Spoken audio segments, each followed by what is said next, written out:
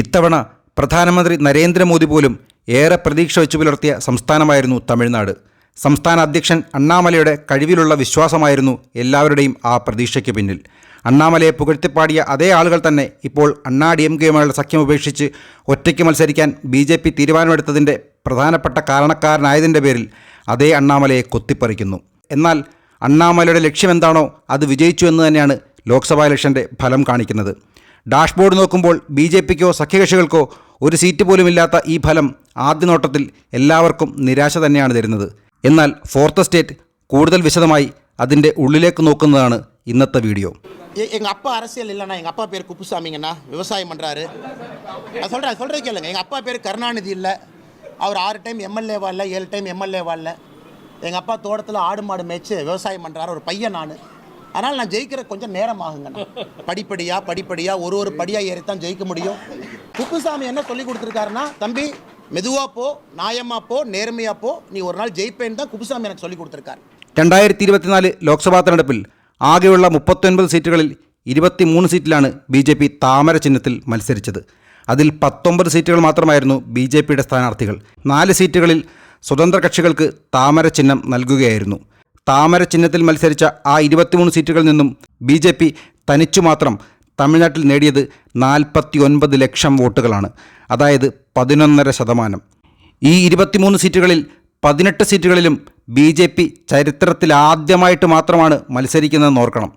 23 സീറ്റുകളിൽ മത്സരിച്ച് 22 സീറ്റുകൾ നേടിയ DMK പോലും നേടിയത് 1,16,00,000 വോട്ടുകൾ മാത്രമാണ്. വെറും 26% മാത്രം. അതും കോൺഗ്രസും ലീഗും CPMും CPIയും വിജയകാന്തിൻ്റെ പാർട്ടിയും ഉൾപ്പെടെ 8 സഖ്യകക്ഷികളുമായാണ് വെറും 26% മാത്രം അവർ മത്സരിച്ച 23 സീറ്റുകളിൽ നിന്ന് നേടിയത്.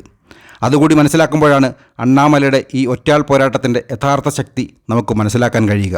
NDAയിലെ മറ്റ് ഘടകകക്ഷികൾക്ക് ലഭിച്ച വോട്ടുകൾ കൂടി കൂട്ടിയാൽ തമിഴ്നാട്ടിൽ 39 മണ്ഡലങ്ങളിലായി 80 ലക്ഷം വോട്ടുകളാണ് NDA ഇത്തവണ തമിഴ്നാട്ടിൽ നിന്നും നേടിയത്. അതായത് 19%. കോൺഗ്രസിന് ലഭിച്ചത് വെറും 10% മാത്രം. അണ്ണാ DMKയ്ക്ക് 20% ലഭിച്ചു. അതുകൊണ്ടാണ് എല്ലാവരും പറഞ്ഞത് അണ്ണാ DMKയുമായി സഖ്യമുണ്ടായിരുന്നെങ്കിൽ BJPക്ക് കുറഞ്ഞത് 4-5 സീറ്റുകളെങ്കിലും ലഭിക്കുമായിരുന്നെന്ന്. അത് ശരിയാണ്. പക്ഷേ എന്തുകൊണ്ടാണ് ഇങ്ങനെയൊരു സഖ്യം വേണ്ടി വന്നത് എന്നാണ് നമ്മൾ ചിന്തിക്കേണ്ടത്. കൂടുതൽ വിശദമായി 2024 ഫലം നോക്കിയാൽ ചെന്നൈ സെൻട്രൽ, ചെന്നൈ സൗത്ത്, കോയമ്പത്തൂർ, കന്യാകുമാരി, മധുര, നീലഗിരീസ്, തിരുനെൽവേലി, തിരുവള്ളൂർ, വെല്ലൂർ എന്നീ 9 സീറ്റുകളിൽ BJPയും ധർമ്മപുരി, രാമനാഥപുരം, തേനി എന്നീ 3 മണ്ഡലങ്ങളിൽ സഖ്യകക്ഷികളും തമിഴ്നാട്ടിൽ NDAയ്ക്ക് വേണ്ടി രണ്ടാമത് വന്നു. അതും DMK, കോൺഗ്രസ്, വിജയകാന്തിൻ്റെ party, CPM, CPI, Muslim League ഉൾപ്പെടുന്ന 8 സഖ്യകക്ഷികൾ ചേർന്നുള്ള മുന്നണിക്കെതിരെയാണ് ഈ നേട്ടമെന്നുകൂടി ഓർക്കണം. അതിൽ അണ്ണാമലൈ 4.5 ലക്ഷം വോട്ടുകൾ കോയമ്പത്തൂരിൽ നേടിയപ്പോൾ ധർമ്മപുരിയിൽ NDAയ്ക്ക് വേണ്ടി PMK 4,10,000 വോട്ട് പിടിച്ചു. കൂടാതെ വെല്ലൂർ, തിരുനെൽവേലി, രാമനാഥപുരം, കന്യാകുമാരി എന്നീ 4 മണ്ഡലങ്ങളിൽ വോട്ട് 3.5 ലക്ഷം കടന്നു. ചെന്നൈ സെൻട്രൽ, തേനി എന്നീ മണ്ഡലങ്ങളിൽ BJPക്ക് 3 ലക്ഷം വോട്ടുകൾ. ഇതുകൂടാതെ 14ഓളം മണ്ഡലങ്ങളിൽ BJP 2 ലക്ഷത്തിന് മുകളിൽ വോട്ട് നേടി. അതായത് 20 മണ്ഡലങ്ങളിൽ BJP തങ്ങളുടെ ശക്തി തമിഴ്നാട്ടിൽ ആദ്യമായി മത്സരിച്ച് തെളിയിച്ചിരിക്കുന്നു. അത് ചെറിയ കാര്യമല്ല. ഈറോഡ്, കള്ളക്കുറിച്ചി മണ്ഡലത്തിൽ മാത്രമാണ് BJPക്ക് വോട്ട് 1 ലക്ഷത്തിന് താഴെ പോയത്. അവിടെ 77,000 വോട്ടുകൾ മാത്രമാണ് BJPക്ക് ലഭിച്ചത്. 2019 അണ്ണാ DMKയുമായി സഖ്യമുണ്ടായിരുന്നപ്പോൾ BJPക്ക് മത്സരിക്കാൻ അണ്ണാ DMK നൽകിയത് കന്യാകുമാരി, കോയമ്പത്തൂർ, രാമനാഥപുരം, ശിവഗംഗ, തഞ്ചാവൂർ, തൂത്തുക്കുടി എന്നീ സീറ്റുകൾ മാത്രമായിരുന്നു.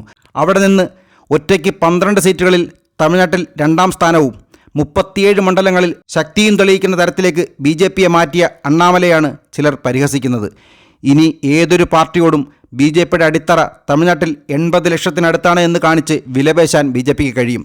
സ്വന്തം കഴിവിൽ ആത്മവിശ്വാസമുള്ള നായകൻ ഇങ്ങനെയാണ് പാർട്ടിയെ നയിക്കേണ്ടത്. അല്ലാതെ 4 വോട്ടിന് വേണ്ടി നിലപാടുകൾ ഉപേക്ഷിച്ച് തവളകൾക്ക് മുമ്പിൽ പോയി കുനിഞ്ഞു നിൽക്കുകയല്ല. ഒന്നാമതായി എങ്ങനെയാണ് BJPക്ക് തമിഴ്നാട്ടിൽ ഒറ്റയ്ക്ക് മത്സരിക്കാനുള്ള സ്ഥിതിയിൽ എത്തേണ്ടി വന്നതെന്നാണ് നമ്മൾ മനസ്സിലാക്കേണ്ടത്.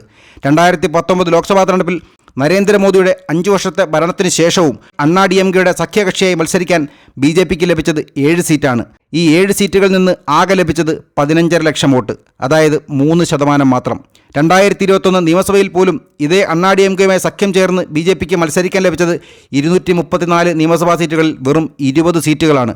2021 നിയമസഭാ തെരഞ്ഞെടുപ്പിന് ശേഷം സംസ്ഥാന അധ്യക്ഷനായ അണ്ണാമലയുടെ ആദ്യ വാദം തന്നെ രാജ്യം ഭരിക്കുന്ന പാർട്ടിയായ BJPയെ അണ്ണാ-DMK ഒരു ജൂനിയർ പാർട്ണറായി മാത്രം അവഗണിക്കുന്നത് BJPയുടെ സ്വന്തം ശക്തി തെളിയിക്കാൻ അവസരം കിട്ടാത്തതുകൊണ്ടാണെന്നാണ്. കരുണാനിധിയുടെയും ജയലളിതയുടെയും മരണശേഷം ദ്രാവിഡ രാഷ്ട്രീയത്തിൻ്റെ മണ്ണിൽ ദേശീയ വികാരം പടർത്താൻ BJP സ്വന്തം കാലിൽ ശക്തി തെളിയിക്കണമെന്നും അതിനുവേണ്ടി അണ്ണാ-DMKയുമായി സഖ്യമില്ലാതെ തദ്ദേശ തെരഞ്ഞെടുപ്പിൽ മത്സരിക്കാനുള്ള അനുവാദമാണ് അണ്ണാമലൈ മോദിയിൽ നിന്ന് ആദ്യം നേടിയത്.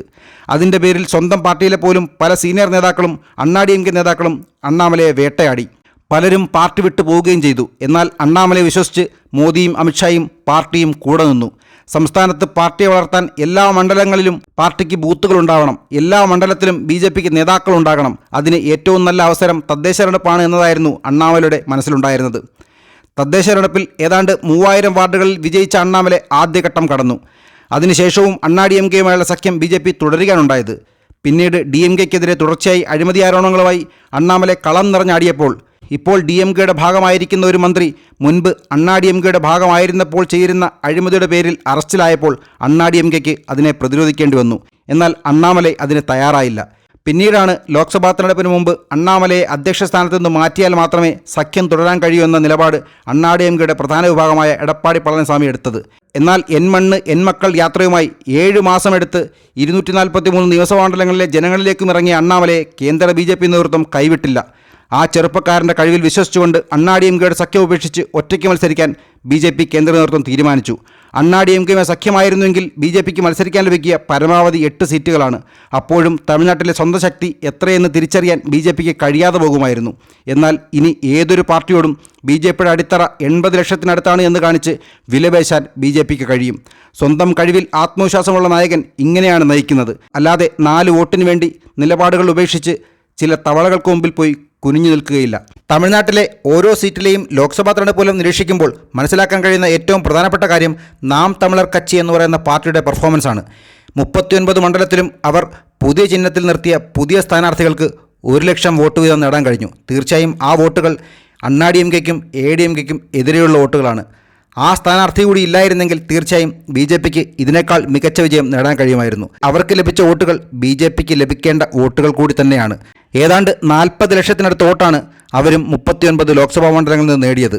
ഫലം വന്നതിന് ശേഷം നാം തമിഴർ കட்சிയെക്കുറിച്ച് അണ്ണാമല പറഞ്ഞതുകൂടി ശ്രദ്ധിക്കേണ്ടത് തന്നെയാണ്. ஆனால் நான் தமிழர் கட்சி இந்த நேரத்தில் நான் பாராட்டுறேங்கண்ணா. எங்களுக்கும் அவர்களுக்கும் அரசியல் சித்தாந்த அடிப்படையிலே கடுமையான வாக்குவாதங்கள் நடந்தாலும் கூட நேர்மையாக இந்த களத்தில் அவங்க நின்றுருக்கிறாங்க. பணம் கொடுக்காம நின்றுருக்கிறாங்க. நான் பாராட்டுறேன். எல்லா இடத்திலும் கூட ஒரு வேட்பாளரை கொண்டு வந்து அவங்க போட்டு ஒரு அடிப்படை கட்டமைப்பு இல்லாமல் தமிழகத்தில் நாம் தமிழர் கட்சி எலெக்ஷன் நின்றுருக்காங்க. அதனால் நம்ம சும்மா ஒரு குற்றம் சொல்கிறக்காக ஒருத்தர் நான் குற்றம் சொல்ல விரும்பல. அதுவும் கூட்டணி இல்லாமல் தனிஞ்சு நின்றுருக்கிறாங்க. புது சிம்பலில் நின்றுருக்கிறாங்க. தேர்தலுக்கு முன்பு ஒரு புது சிம்பலில் நின்றுருக்காங்க. திராவிட அரசியலிலிருந்து தமிழக மக்கள் வெளியே வர ஆரம்பித்திருக்கின்றார்கள் என்பது நாம் தமிழர் கட்சியும் சொல்கிற செய்தி. ஏன்னா குறை சொல்வதற்காக இந்த நேரத்தில் குறை சொன்னால் என்னுடைய கடமையை நான் தப்பாக செய்கிறேன்னு அர்த்தம். அதனால் நாம் தமிழர் கட்சி களத்தில் எவ்வளோ கஷ்டப்பட்டாங்க அப்படிங்கிறத நானும் பார்த்தேன்.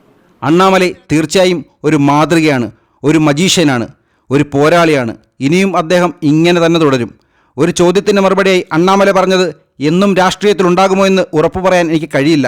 കാരണം എൻ്റെ ജീവിതം ജനങ്ങളെ സേവിക്കാൻ വേണ്ടിയിട്ടുള്ളതാണ്, ജനങ്ങൾക്ക് വേണ്ടി പോരാടാനുള്ളതാണ്. അതുമാത്രമാണ് എനിക്ക് നിങ്ങൾക്ക് തരാൻ കഴിയുന്ന ഉറപ്പെന്നാണ്. മാത്രമല്ല, തൻ്റെ നിലപാടുകൾക്ക് വിരുദ്ധമായി ഒരു കാപട്യ രാഷ്ട്രീയക്കാരനാകേണ്ടി വന്നാൽ തിരികെ കാരൂർ അരുവാക്കുറിച്ചി ഗ്രാമത്തിലെ വയലിലേക്ക് പോയി അച്ഛൻ്റെ ഒപ്പം കൃഷി ചെയ്ത് ജീവിക്കാൻ ഒരു മടിയുമില്ല എന്ന് പറയുന്നതിൽ എല്ലാമുണ്ട്. തീർച്ചയായും അണ്ണാമലൈ ഒരു വാഗ്ദാനമാണ്.